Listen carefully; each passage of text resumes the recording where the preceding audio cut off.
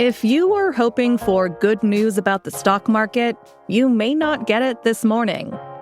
That's where we're starting the 7 from the Washington Post. I'm Hannah Jewell. It's Monday, April 7th. Let's get you caught up with today's 7 stories. Global financial markets have continued their slide.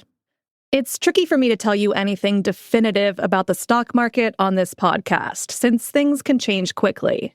But at the time of this recording, a few hours before U.S. markets open, the clues suggest that things aren't looking so hot today. Asian and European stocks continued to fall this morning. That has extended the sell-off that was triggered by President Donald Trump's new tariffs. Last week, the president announced 10% tariffs on imports from most of the world, with even higher levies on certain countries. That has caused global markets to do what they're doing, and it has sparked fears of a recession. But that hasn't daunted Trump or his top officials. Here's White House senior counselor Peter Navarro urging Americans not to panic on Fox News' Sunday Morning Futures yesterday. What we're going to have this time is a very broad-based S&P 500 recovery. It's going to be led by the companies that manufacture here in America. And people should just sit tight, let that market find its bottom. Don't get shook out by the panic in the media. And life is going to be beautiful under Donald John Trump. And that's where we're headed. So administration officials appear to remain in lockstep in their support of Trump. But some of the president's most vocal supporters are beginning to question his moves. Meanwhile, Democrats are aggressively criticizing the president. And so are protesters who took to the streets across the country on Saturday. That brings us to our second story. Number 2.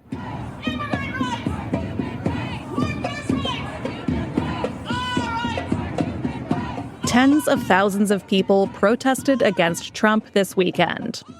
Organizers said at least 1,300 rallies were planned by more than 150 groups in all 50 states on Saturday. You just heard protesters marching in Los Angeles.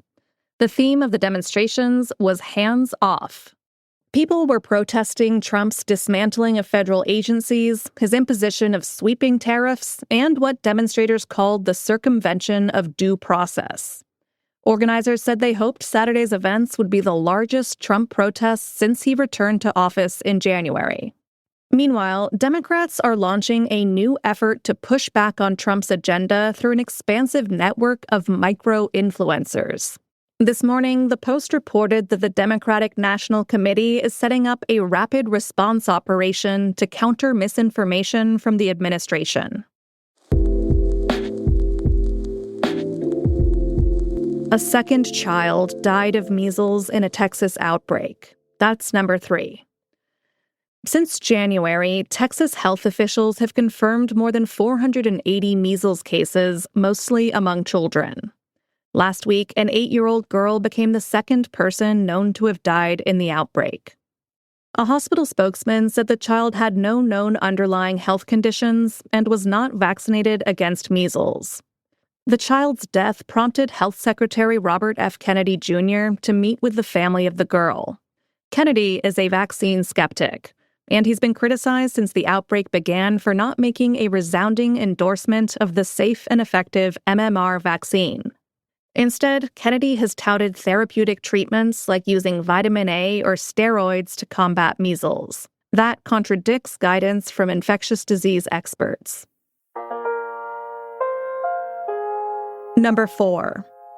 A new report revealed that Israel's military systematically destroyed homes along the border in Gaza.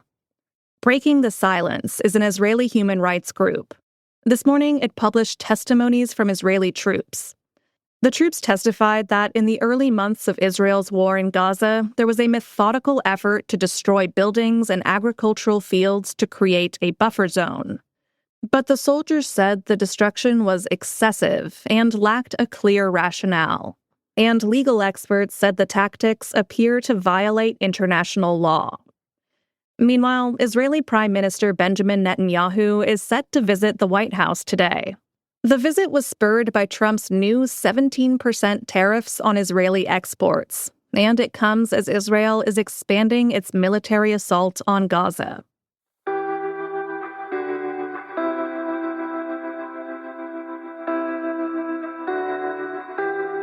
Number 5. At least 18 people were killed in relentless storms in the Midsouth. Days of torrential rain and wind have pummeled states from Arkansas to Kentucky. And even as the rains subside, some rivers are continuing to rise, threatening more flooding. Most of the deaths from the storms were in western Tennessee. Some towns there and in Kentucky were left almost entirely underwater. This destructive weather hit as states have been caught unprepared for President Trump's threats to the Federal Emergency Management Agency. FEMA is canceling plans to award states grants to prepare against future disasters. And funding for disaster relief could also be in jeopardy.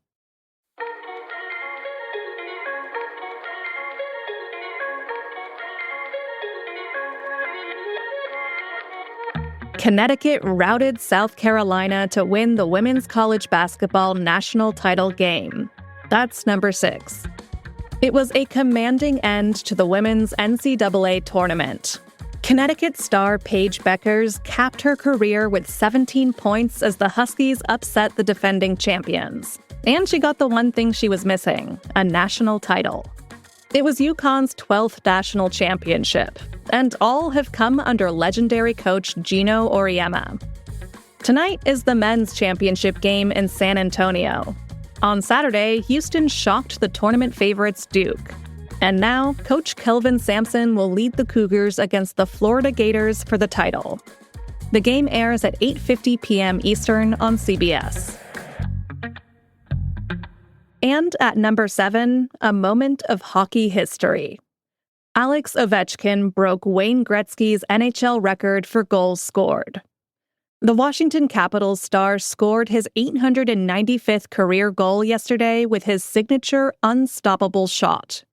He celebrated with a joyful belly slide down the ice in New York. Here's the moment it happened on TNT. Hey, I'm going to try to force it to him if he's open. Here is Ovechkin. Shoots! He scores! He scores! Number 895! Gretzky is a hockey legend, known as the Great One. His goals record was once thought to be untouchable. But 39-year-old Ovechkin has consistently chipped away at the record over his 20-year career, all spent with Washington. He broke the record in his 1,487th regular season game. Gretzky played exactly that many games, and Gretzky was there in the crowd to see his record broken. All right, you're all caught up. Make sure you sign up for our newsletter this morning. The 7 Morning Briefing is where you can find links to all the stories I talk about here on the podcast. We send it early every weekday morning. It's totally free and a great resource to stay informed in a busy time for news. Find a link to sign up in our show notes. I'm Hannah Jewell. I'll meet you back here tomorrow.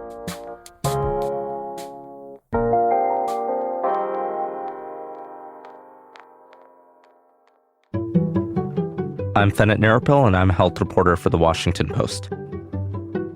My job is to cover public health, and that means I'm writing about infectious disease threats like COVID, Mpox, and bird flu, and I'm also holding the federal government and state government officials accountable for how they respond to these disease threats. So when we write about public health issues, we want to serve our readers by going deep into the science and by making sure that what they're reading is authoritative information that's been vetted by experts and written by people who've covered these issues for years. We want to empower people to live their best lives and to protect themselves and their loved ones. And that's what subscriber-supported work does, is that it gives me the time and resources to really spend on a story. When you subscribe to The Washington Post, you support this kind of journalism and the people behind it. I'm Fennett Narapil, and I'm one of the people behind the Post.